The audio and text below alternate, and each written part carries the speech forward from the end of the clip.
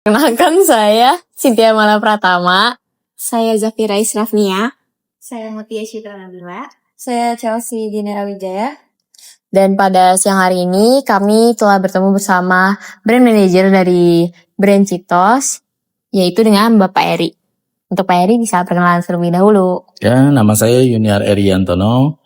Kebetulan saya bekerja di perusahaan di Citos. Baik, kita langsung ke seksi pertanyaan. Yang pertama, siapa target konsumen dari produk atau brand yang Bapak kelola saat ini? Target utama tuh masyarakat umum. Terus ya kriterianya macam-macam, ada anak muda, ada remaja, anak-anak dan lain-lain. Baik, kemudian bagaimana cara tim Bapak menentukan segmen tersebut? Apakah berdasar demografi, gaya hidup, perilaku, atau gabungan semuanya? Bergabungan semuanya sih, demografi, gaya hidup, dan perilaku juga. Oke. Dalam satu kampanye iklan, bagaimana Bapak menentukan segmen mana yang jadi fokus utama? Apa pertimbangannya? Demografi dari jenis usia biasanya. Kalau generasi usia generasi Gen Z ya, itu 18 antara 18 sampai 25. Terus kalau milenial itu 26 sampai 40 tahun, dan kalau generasi X itu 41 sampai 55 tahun. Oke, baik. Kemudian seberapa besar pengaruh pemahaman tentang segmen pelanggan terhadap arah pesan dan ide iklan Anda? Biasanya arah pesan Di bawahnya ini ini langsung terlihat.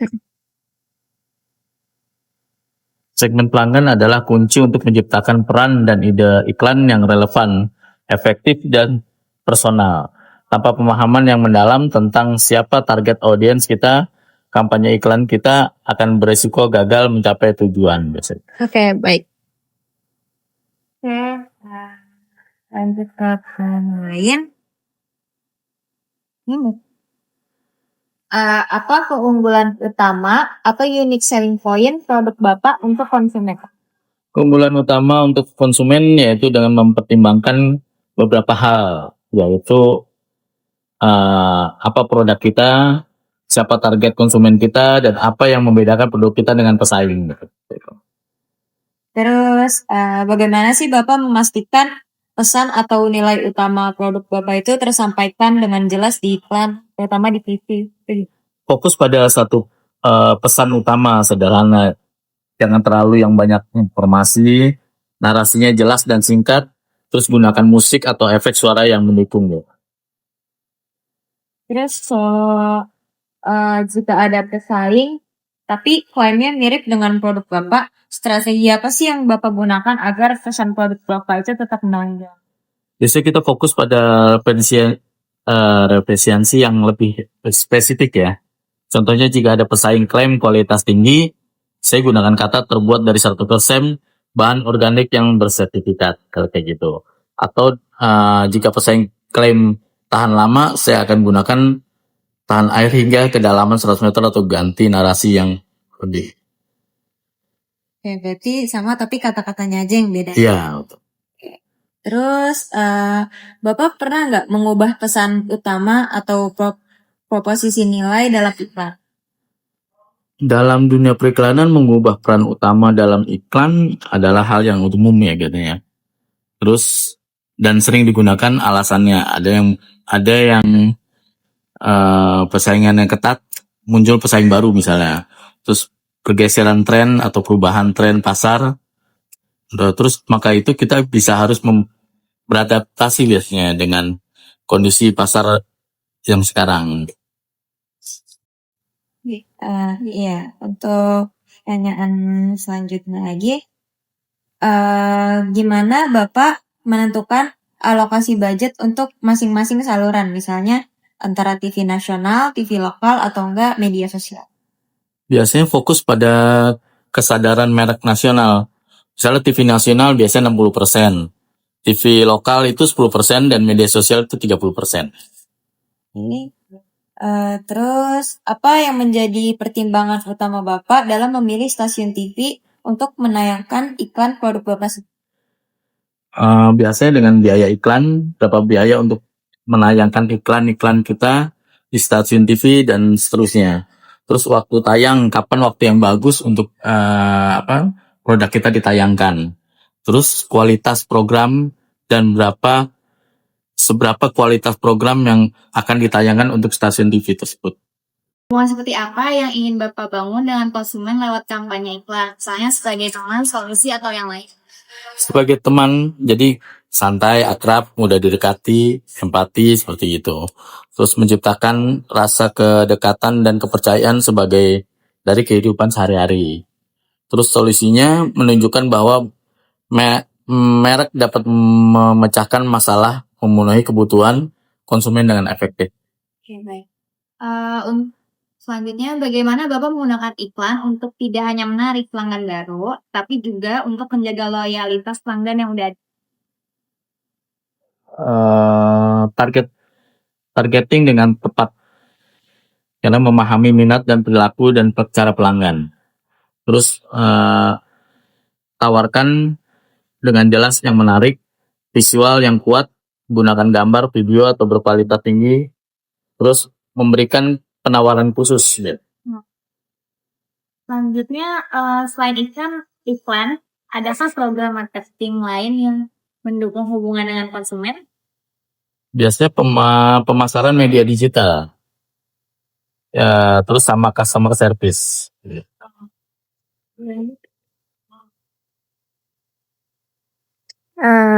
Selanjutnya, bisa dijelaskan bagaimana alur kerja tim Bapak mulai dari awal sampai iklan ditayangkan di TV? Biasanya penelitian dan perencanaan, terus pengembangan konsep, lalu mengadakan rapat praproduksi, terus baru produksi, dan pasca produksi baru penayangan biasanya. Selanjutnya, aktivitas mana dalam proses tersebut yang menurut Bapak itu paling kritis dan memerlukan perhatian lebih? Misalnya dalam penyusunan kreatif brief, proses produksi, atau media planning. Creative brief adalah validasi dari seluruh kampanye iklan. Jika brief tidak jelas, tidak lengkap, maka materi proses kreativitas terpengaruh tanpa brief yang kuat. Selanjutnya, bagaimana Bapak memastikan semua aktivitas itu berjalan sesuai jadwal dan anggaran yang telah ditetapkan? Dengan cara perencanaan yang matang, terus pengelolaan anggaran yang efektif, komunikasi yang efektif, sama manajemen waktu yang efisien. Baik, bagaimana proses pengambilan keputusan kreatif berlangsung? Sejauh mana Bapak terlibat dalam pemilihan konsep, storyboard, hingga talenta iklan? Dengan menghormati keahlian tim kreatif biasanya. Dengarkan saran, terus rekomendasi, terus jaga komunikasi yang jujur dan terbuka antara saya dan tim, terus berikan umpan balik yang konstruktif, terus mempercayai prosesnya. Baik. Selanjutnya, siapa saja mitra eksternal utama yang selalu Bapak andalkan dalam setiap kampanye iklan, seperti kreatif agensi, media agensi, production house, dan lain-lain? Biasanya agensi periklanan karena mereka yang membuat materi iklan, terus agensi media karena mereka yang negosiasi harga, memantau kinerja iklan, terus marketing karena mengidentifikasi harga pasar, terus desain grafis karena mengembangkan materi visual dan yang menarik biasanya. Terus public relation juga mendapatkan liputan media positif. Baik. Bagaimana kriteria Bapak dalam memilih dan mengevaluasi kinerja agensi periklanan? Kriteria saya dalam memilih dan mengevaluasi kinerja periklanan itu memilih agensi periklanan yang baik, yang berpengalaman, keahlian, dan keterampilan komunikasi. Terus mengevaluasi kinerja agensi periklanan, diantaranya komunikasi yang baik, terus kepatuhan terhadap anggaran dan jadwal. Oke.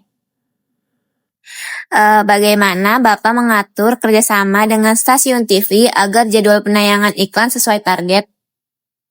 Biasanya kita melakukan riset ya, memilih stasiun TV yang seperti siapa target audiensnya, terus kita pilih program yang paling bagus, terus program yang paling banyak ditonton, target audiens kita pilih rating TV yang terpercaya biasanya gitu. Terus negosiasi yang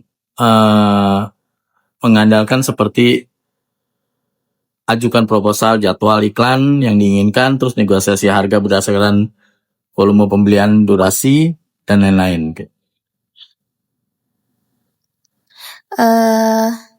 Selanjutnya dalam kerjasama dengan mitra, bagaimana Bapak menyeimbangkan kebebasan ide mereka dengan arahan dan karakter brand Bapak? Biasanya kita adanya komunikasi yang jelas dan terbuka. Jelaskan tujuan dan ingin dicapai melalui kerjasama ini. Misalnya meningkatkan penjualan, luasan pangsa pasar, terus sampaikan juga batasan yang tidak boleh dilanggar atau oleh mitra, seperti pesan yang sensitif atau isu-isu konvensional. Terus ajak mitra kita untuk berkontribusi dalam pengembangan ide. Jika ada perbedaan pendapat, cari solusi titik temu yang dapat mengakomodasi kedua belah pihak. Baik, lanjut ke pertanyaan berikutnya. Ketika Anda memutuskan untuk meluncurkan kampanye iklan TV baru, apa tujuan utama yang paling sering ingin dicapai? Apakah selalu untuk meningkatkan brand awareness? Biasanya untuk peningkatan penjualan ya. Terus mengubah cara konsumen memandang merek kita, terus mendorong konsumen juga membeli produk yang lain-lain kita, terus memperkuat hubungan dengan pelanggan yang sudah ada dan terus membeli produk kita. Oke, baik. Kemudian bagaimana Bapak mengubah tujuan bisnis, misalnya kayak meningkatkan pangsa pasar 5% menjadi tujuan kampanye yang lebih spesifik dan terukur. Misalnya meningkatkan top of mind awareness dari 20% menjadi 30%. Gitu doang. Biasanya memahami tujuan bisnis secara mendalam. Harus ada tujuan yang jelas dalam tujuan kampanye. Misal, saya bergerak di perusahaan kopi lokal, ingin meningkatkan pangsa pasar di kalangan anak muda. Maka tujuan kampanye yang lebih spesifik adalah meningkatkan top of mind di kalangan anak-anak muda dari 14% menjadi 25%. Oke, baik. Kemudian adakah tujuan sekunder yang biasanya menyertai tujuan utama tersebut? Biasanya meningkatkan brand loyalty, terus meningkatkan penjualan dan membangun hubungan dengan pelanggan. Baik, terima kasih.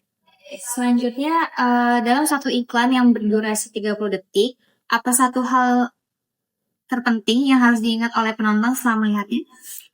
Pastikan merek kita atau logo itu mudah diingat dan terlihat jelas ketika iklan itu disampaikan. Terus sampaikan pesan utama yang jelas dan ringkas. Terus berikan ajakan yang jelas tentang apa yang penonton ingin lakukan setelah melihat iklan kita tersebut. Oke. Selanjutnya, bagaimana Bapak memutuskan apakah pesan iklan akan lebih menekankan pada aspek fungsional atau manfaat produk atau emosional seperti brand feel?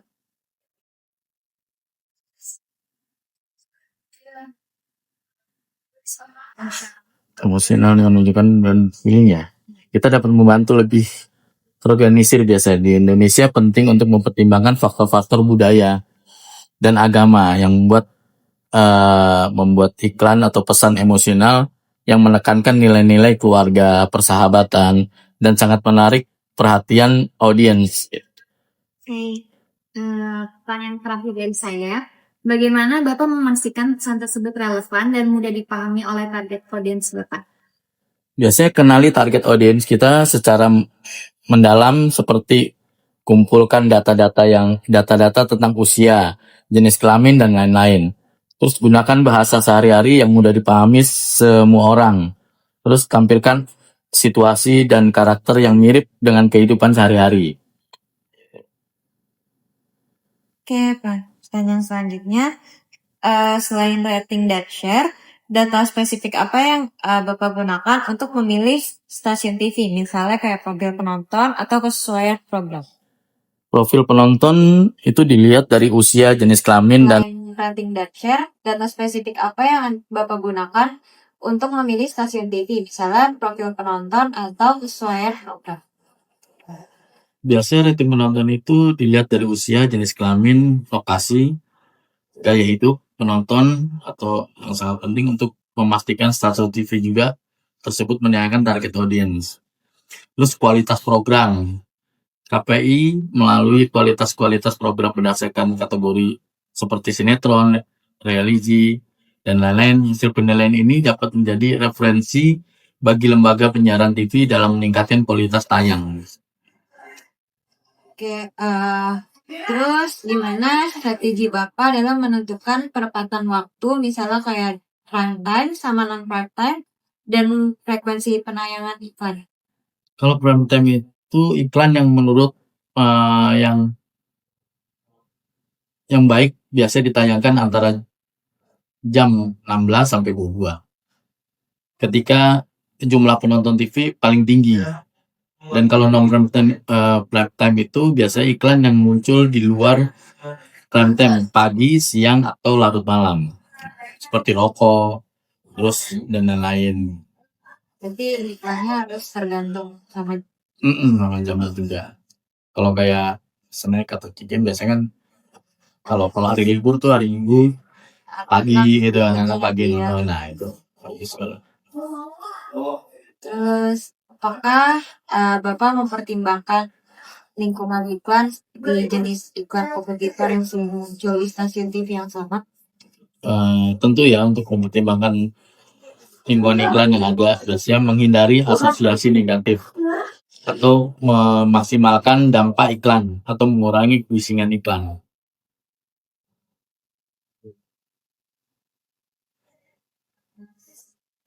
Selanjutnya, indikator atau performance iklan.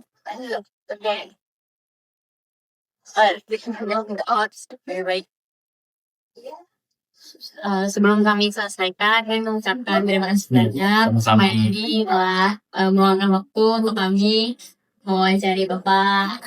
Baik, sekian dari kami. Wassalamualaikum warahmatullahi wabarakatuh. Waalaikumsalam warahmatullahi wabarakatuh.